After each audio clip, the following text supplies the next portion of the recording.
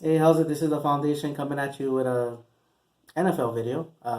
Not talking a little bit about the Cowboys, but not in any sense and all that.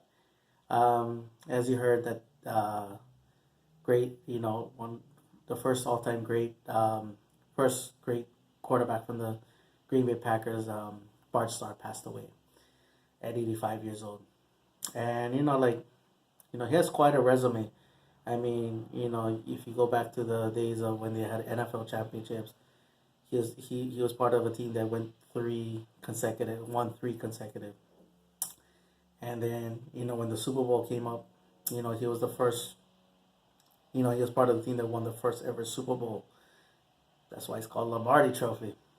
Then won the second Super Bowl, and then you know so they won the first Super Bowls. So they were also the first. He was part of a team that was the first back to back ever Super Bowl champions, and he was MVP for both Super Bowls. So he has a lot. So he's the first ever MVP, and he's the first to have more than one MVP in a Super Bowl and all that.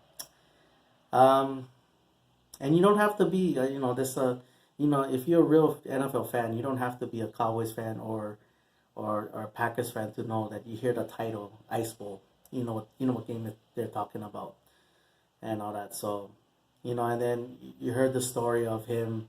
When they were on the goal line stand against the Cowboys, uh, they kept on trying to run the ball, and the running backs kept on slipping. So he went to the sideline. He said, "You know what?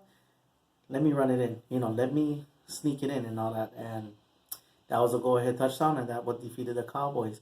And it's still one of the most iconic games ever in Super Bowl. I mean, in the Super Bowl in NFL history.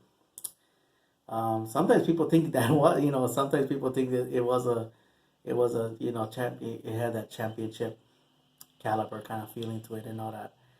And even though it was for the NFL championship, like it was for it was to go to the Super Bowl and all that kind of stuff. So